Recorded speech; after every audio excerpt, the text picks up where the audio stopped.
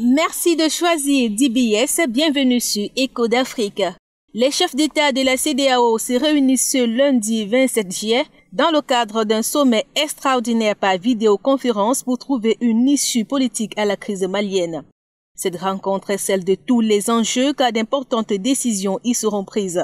Jeudi dernier, la médiation de haut niveau de la CEDEAO composée de 5 chefs d'État à Bamako n'est pas parvenue à faire accepter à l'opposition malienne leur plan pour sortir le pays de la crise.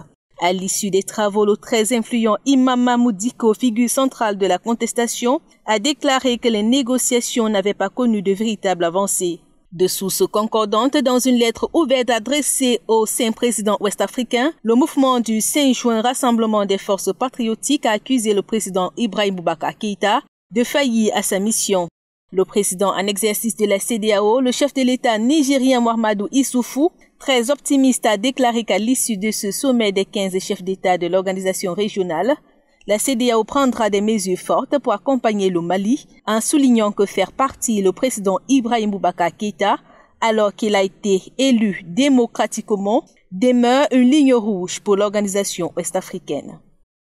L'objectif est de trouver le compromis qui permettra une sortie de crise rapide au Mali.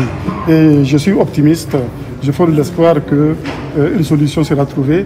L'Assemblée doit être dissoute et que le président de la République fasse un acte fort pour dire à M5, voilà ce que j'ai fait. Si vous faites une évaluation de la situation, jusque-là, le président n'a rien fait. L'imam est resté ferme que la CEDEAO ne nous imposera rien et que le peuple restera debout pour trouver une solution républicaine, démocratique. En Centrafrique, le chef d'État François Bozizé a officialisé sa candidature pour la présidentielle de décembre 2020. Désigné par son parti Kwanakwa réuni en congrès le week-end, l'ancien président centrafricain s'est présenté comme le candidat de la réconciliation nationale et de l'unité, appelant au rassemblement d'autres partis derrière sa candidature. Il n'a pas hésité à dénoncer une absence de démocratie du régime en place, la confiscation du pouvoir par un petit groupe d'individus ou encore les malversations financières érigées en mode de gouvernance.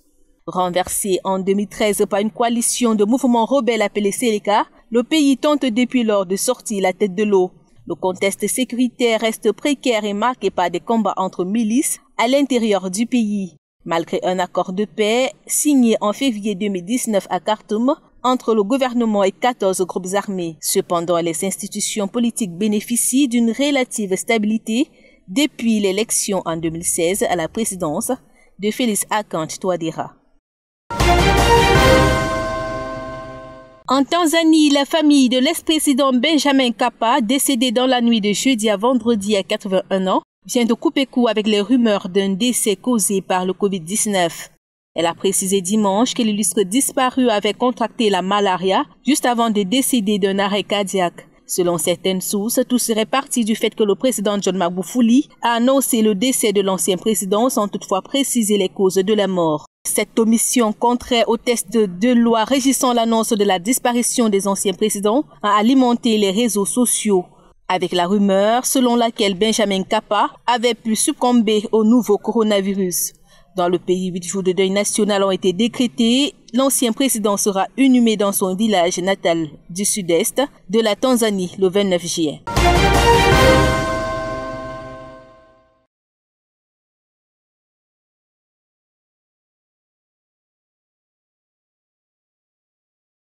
À Madagascar, les autorités viennent d'alléger les mesures sanitaires prises pour endiguer le coronavirus.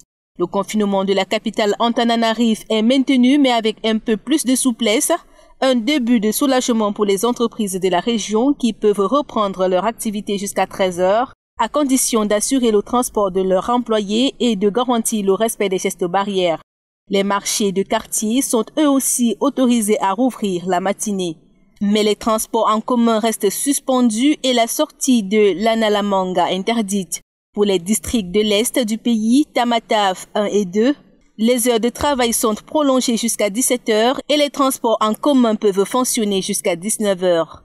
Par ailleurs, l'état d'urgence sanitaire a été prolongé de 15 jours alors que la grande...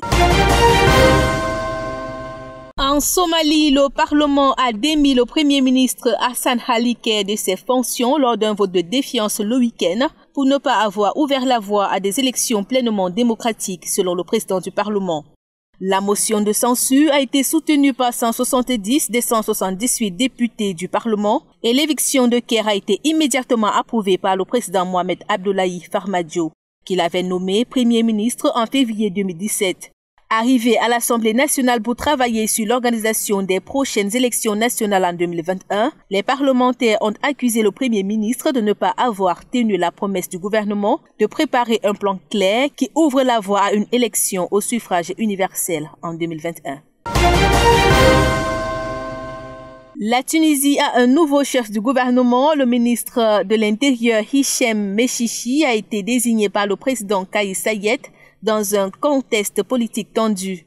Juriste de formation, Hichem Mechichi, 46 ans, succède au poste de Premier ministre à Eli Fakfa, qui, fragilisé par une affaire de conflit d'intérêts, a démissionné sous la pression du parti d'inspiration islamique Ennahda. Ministre de l'Intérieur dans le gouvernement sortant d'Eli Fakfa, il était le premier conseiller du président tunisien chargé des affaires juridiques. Sa désignation a été faite le jour de la célébration du 63e anniversaire de la République, un jour qui marque l'abolition du régime monarchique et la proclamation de la République en 1957. Le nouveau chef du gouvernement a un mois pour former son équipe. Voilà qui fait l'essentiel de l'actualité en Afrique. Excellent début de semaine à tous.